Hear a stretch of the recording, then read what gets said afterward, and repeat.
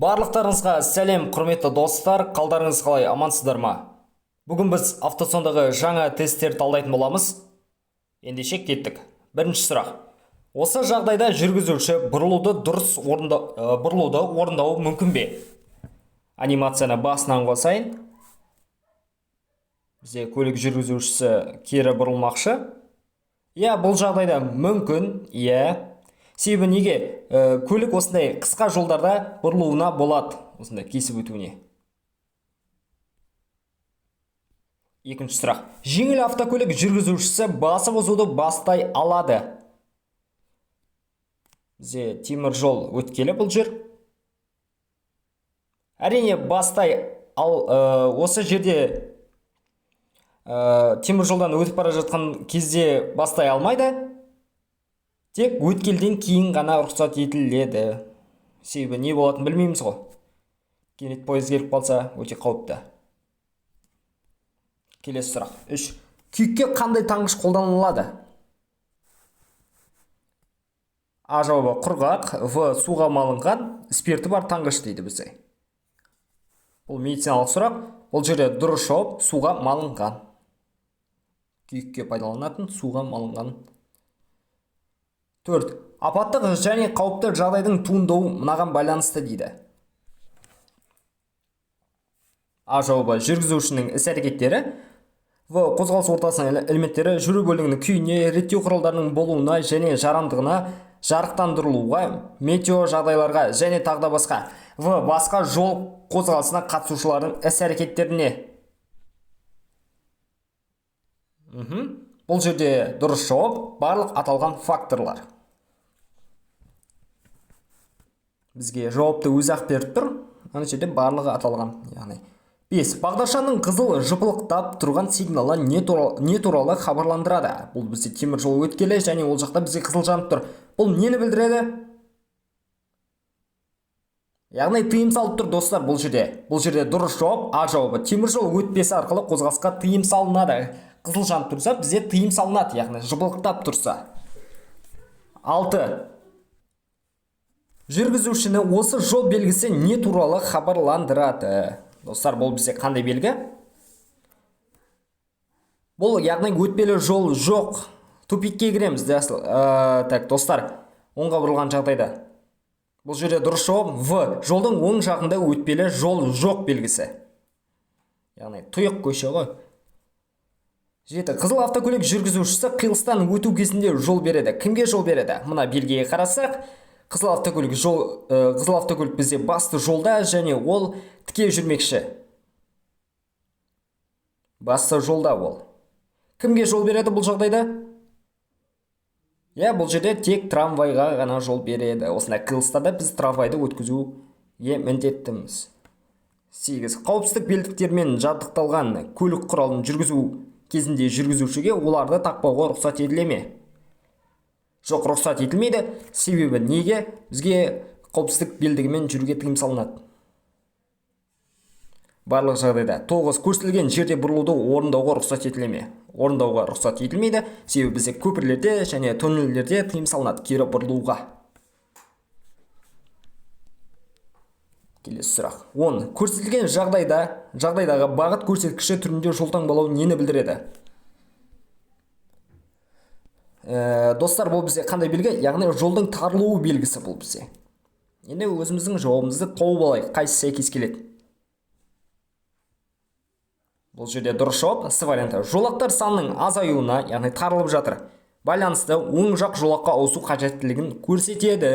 Осы бізде дұрыс жауап. 11. Осы тәсілмен балаларды тасымалдауға бола ма? Жоқ, тыйым салынады. Себебі біз балаларды арнайы отырғыштарға ғана тасымалдай аламыз. Егер 12 жасқа толса, 12 жастан асса, яғни оған алдыға отыруға рұқсат етіледі. Бірақ адамның алдына емес, қасына яғни. Ал 12 жасқа дейін балаларды арнайы отырғыштарға. 12. Осы белгі көрсетілген жолдарда жүргізіп үйренуге рұқсат етіле ме? Тыйым салынады, себебі бізде автомагистралдарда жүргізіп үйренуге тыйым салынады. 13. Су қабаты басқан жерлерде дөңгелектердің жолмен ілінісуі жоғалған кезде жүргізушіге ұсынылады. қозғалыс жылдамдығын арттыру, тежегіш басқышына күрт басу арқылы жылдамдықты азайту, қозғалтқыш арқылы тежеп жылдамдықты азайту. Осы бізде дұрыс жауап С варианты. 14. Зақымданудан есеңгіреу кезінде алғашқы көмек қалай көрсетіледі? А варианты. Бұл бізде медициналық сұрақ. Жатқызу, жылыту, ыстық сусын ішкізу. В.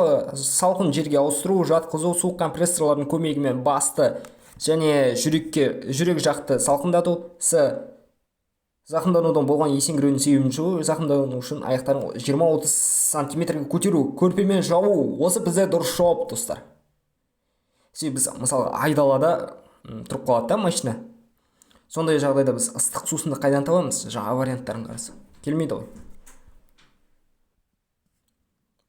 15. Егер реттеушінің нұсқаулары бағдаршамның сигналдарына және басымдық белгілерінің талаптарына қайшы келсе, жүргізушілер нені басшылыққа алуы тиіс? Қай жауап бізде дұрыс? Бұл жағдайда? Бұл жерде дұрыс жауап реттеушінің нұсқауларын. Арнайы. Мысалы, достар, бізде бағдаршам сигналдары жасамай тұрса, біз ондай жағдайда қайсын басшылыққа аламыз? Яғни реттеушінің, бізде полицей қызметкері өзі реттеп отырады сондай жолдарды. Жол талаптарына сәйкес, яғни. Осы жағдайда жедел қызмет көлігі жол қиылысын бірінші болып өте алады ма? Өте алады, себебі ода көк түсті жарқылдақ шамшырағы және арнайы дыбыстық сигналы қосылу кезде. Скорый болсын, өрт сөндіруші болсын, өте береді ондай жағдайда. Себебі олар жедел қызметті. Автомобильге автомагистраль бойынша артқы жүріспен қозғалуға рұқсат етілме. Достар, бізде автомагистраль бойынша түгелмен тыйым салынады артпен жүруге. Дұрыс жауап Д варианты екен бізде. 18. Көлік құралының конструкциясында көзделген бүйірлік айналар болмаған кезде автомобильді пайдалануға рұқсат етілме. Жоқ, тыйым салынады, достар. Неге? Себебі бізде айнамыз болмаса, біз артқы көріністі көре алмаймыз. Жанымыздағы көліктерді көре алмаймыз, парковкаға қоя алмаймыз дегендей ғой. Сондықтан тыйым салынады.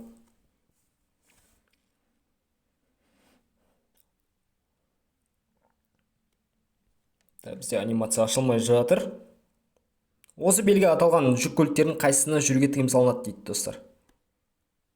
Анимация бізде ашыл. Мен ойымша А варианты дұрыс. Бізде 5 тонна болған жағдайда, осындай 5 ТЦ деп тұрған жағдайда, нақты салмағы 11 тонна болатын екі осьті, достар. Жеңіл автокөлік жүргізушісіне тоннельдерді тоқтауға рұқсат етілме? Жоқ, тыйым салынады. Көріп тұрсыз, достар, бұл жерде бізде бір полоса және оны кесіп өтуге тыйым салынады, кері бұрылуға тыйым салынады. Сондықтан тоқтауға да болмайды. Бізде көліктер өту керек қой. Тыйым салынады. Тоқтауға және тұруға тыйым салынады. Бізде анықтамада жазылып тұр. 21. Жоғары жылдамдықпен қозғалыс кезінде рөлдік дөңгелекті қалай басқару керек? Жоғары жылдамдықпен қозғалыс кезінде.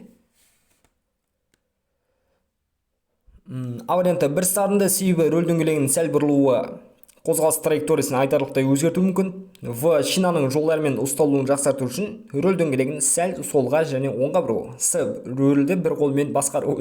Достар, бізде рөлді бір қолмен басқармаймыз, қауіпті. Себебі ол кезде қауіпті бізде жоғары жылдамдықпен жүріп келе жатқанда. Яғни бұл жерде дұрыс жауап А варианты бір сарында. Осы жауап бізде дұрыс. Жүру бөлігі бойынша мопедтердің қозғалысы рұқсат етіледі. Бізде мопедтерге оң жақ шеті бойынша ғана рұқсат етіледі. Бізде анимацияның өзі беріп тұр, мінекей. Себебі неге мопедтерге осы оң жақ бізде самый қауіпсіз жол, яғни бірінші полоса деп аталады. Бұл бізде жаңағы екі қасындағы әрі қарай үшінші полоса, яғни оң жағынан басталады бізде бір деген. 23. Бағдаршамның жасыл сигналы жанған кезде жеңіл автокөлік жүргізушісі кері бұрылып жатқан шағын автобусқа жол бере ме? Жол береді, себебі ол маневрді аяқтау тиіс осындай жағдайда. Өйткені ол резко тұрды, жасыл жанып тұрды, қызыл жанып кетті. Сол кезде маневрін аяқтау керек ол, міндетті түрде. 24 тұрғын аймақта жұмыс істеп тұрған қозғалтқышпен тоқтап тұру рұқсат етіле ме? Бұл жерде тыйым салынады тұрғын аймақта. Келесі 25. Көк автокөлік жүргізушісі қиылыстан өткен кезде жол береді. Кімге жол береді? Достар, бізде сұрақтар қайталанып жатыр. Оған біздің ешқандай кінәміз жоқ. Комментарийға жазбай-ақ қойыңыздар. Бұл бізде яғни сайт өзі қайталап жатыр сұрақтарды. Арасында келеді басқа сұрақтарды қарап отырсаңыздар. Соңына дейін қараңыздар, міндетті түрде. Осындай сұрақтар қайталанып, уже мына сұрақ уже мен 4 рет талдадым ба? 4-еуінде де келіп тұр ғой. Көк автокөлік жүргізушісі қиылыстан өткен кезде жол береді. Бұл жағдайда бізде автобусқа жол береді. Себебі мына қара қою сызық тұр ғой. Солар бірінші өтеді всегда. Автобус бірінші өтеді, жеңіл автокөлік өтеді, сосын көк автокөлік өтеді. Сонда автобусқа және жеңіл автокөлікке ғана жол береді. Мотоцикл күтеді. Себебі мотоцикл бізде правый помех деген бар. Оң жақтан келе жатқан көлікке жол беруі тиіс. Автобусқа және жеңіл автокөлікке. Осы жауап бізде дұрыс. Келесі 26. Көк автокөлік жүргізушісі қай көліктің жүргізушісі таңбалау сызығын кесіп өтіп қағидаларды бұзды. Кім бұзды, достар? Қызыл автокөлік, себебі ол бізде кесіп өтті болмайтын жерді. Үзік сызықты кескен жоқ, тіке сызықты кесті. Осылай түсіндіре берейін сіздерге басында. Қызыл автокөлік жүргізушісі қағидаларды бұзды. 27. Осы жол белгісі не туралы хабарландырады? Бұл белгі бізде ұзақ тұраққа арналған орынға дейін 800 метр, яғни демалыс орны ғой. 28. Ақ автокөлік жүргізушісіне көрсетілген жерде жолаушыларды отырғызу рұқсат етіле ме? Достар, бұл бізде тұруға тыйым салынады белгісі, яғни тоқтауға рұқсат етіледі бұл белгіде, және 50 метр арасында дейді. Яғни бұл жерде рұқсат етіледі. Бұл жерде бізде 5 минутқа дейін тұруға рұқсат етіледі бұл белгіде. Жаттап алыңыздар. 40 км/сағат жылдамдықпен келе жатқан қай көлік құралының жүргізушісі қағидаларды бұзды? Кім бұзды, достар, бұл жерде? Бұл жерде бұзып тұрған жеңіл автомобиль. Себебі мына 50 деген жылдамдық тұр ғой. Сол кімде орналасып тұр, достар? Кімде? Ол жеңіл автомобильдің жолында, қақ ортада тұрған жоқ. Немесе қақ ортада тұр, біз қателесуіміз мүмкін. Сонда да белгілеп көрейік. Жеңіл автомобиль. Достар, жеңіл автомобильдің жолында орналасқан екен, ол 40 км жылдамдықпен келе жатып, ережені бұзып тұр. Қағидаларды, яғни 30. Берілген жол белгісі қайда орнатылады? Бұл белгі. Темір жол өткеліне дейін 50 метр қашықтықта, темір жол өткелі шекарасының алдында, тікелей темір жол өткелінің алдында. Бұл бізде тікелей темір жол өткелінің алдында орналасады. Бұл белгі. Жауабымыз дұрыс. 31. Осы жағдайда қара автокөлік жүргізушісі не істейді дейді? Тура жаяу өтпе жолдың алдында тоқтайды, жаяу өтпе жолда, жаяу өтпе жолға дейін 5 метрде дейді. Бұл жерде дұрыс жауап. С варианты тура жаяу өтпе жолдың алдында тоқтайды. Өткен адамдарды өткізеді. Жерге тоқтауға тыйым салынады. Адамдар жүретін жерде, өткені бұл бізде реттелмейтін жаяу жүргіншілер өткелі. Ешқандай бағдаршам жоқ. Бағынады. 32. Қандай қашықтықта елді мекендерден тыс апаттық тоқтау белгісі қойылуы тиіс? Дұрыс жауап 30 метрден жақын емес. Елді мекендерден тыс дейді, достар. 33. Рұқсат етілген ең жоғарғы салмағы 3,5 тоннадан кем жүк автокөлігін басқарып солға бұрылуға рұқсат етіле ме? 3,5 тоннадан кем дейді, достар. Достар, бұл бізде қандай белгі? Бұл тіке қозғалыс белгісі. Тіке қозғалыс белгісі. Және бұл жерде бізде тіке қозғалыс белгісі, ол 3,5 тоннадан асатын, достар. Жүк көліктерге. Ал бұл жағдайда кем деп тұр, сондықтан рұқсат етіледі солға бұрылуға. Келесі 34. Екі және одан да көп көлік құралын тіркеп сөйлеу рұқсат етіле ме? Жоқ, тыйым салынады.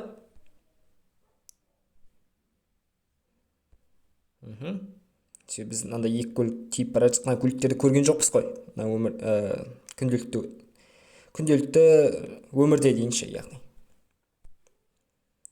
оған тыйым салынады. Елді мекендерден тыс жерде орнатылған белгінің жасыл фоны нені білдіреді? Достар, бұл бізде автомагистрал, яғни жасыл түсі.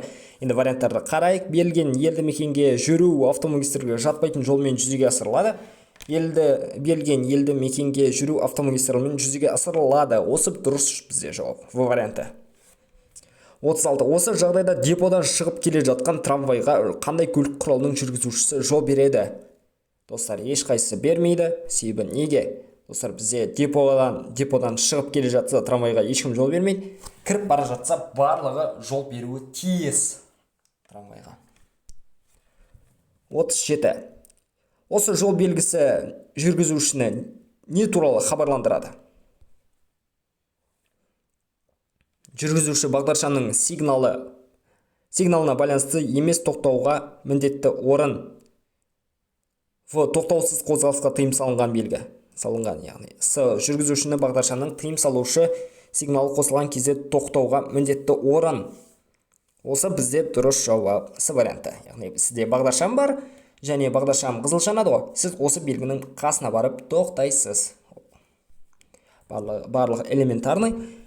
38. Жыбылтайтын шамшақтары қосылған және арнайы дыбыстық сигналдары бар автокөлік жақындаған кезде жаяу жүргіншілер не істейді? Автокөлікке жол береді. Себебі бізде полиция қызметкері жарқылдақ шамшырағы жанған және дыбыстық сигналы ойнап тұр. Сондықтан оған жол беруге міндетті. Жасыл жанып тұрса да. 39. Автокөлік сырғанақ жолда басқару кезінде газың басқышына бірден басу неге әкелуі мүмкін? Сырғанақ жолда басқару кезінде газың басқышына бірден басу неге әкелуі мүмкін? Қозғалтқыштың жұмысын тоқтауына, аудару моментін арттыруға, жетекші доңғалақтарын сырғып кетуіне және автокөліктің сырғанауына. Осы бізде дұрыс жауап. С варианты. Өзі беріп тұр ғой, достар. Кішкене бір оқысаңыздар, жауап өзі-ақ шығады, негізі. Сәл ойлансақ. Бұл жол белгісі тыйым салады. Неге тыйым салынады, достар? Яғни бұл бізде автокөліктер жүріп бара жатқан белгі, және оның арақашықтығы кем дегенде 70 метрден кем қашықтықпен жүру, яғни бұл жерде қай жауап дұрыс?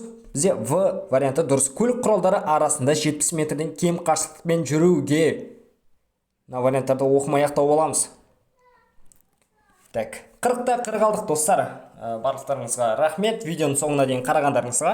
Біз 17 минутта талдап тастаппыз осы 40 сұрақты. Достар, барлықтарыңызға рахмет. Ендеше сау болыңыздар. Барлықтарыңызға іске сәт. Бұйырса өз праволарыңызды алуға тілектеспін.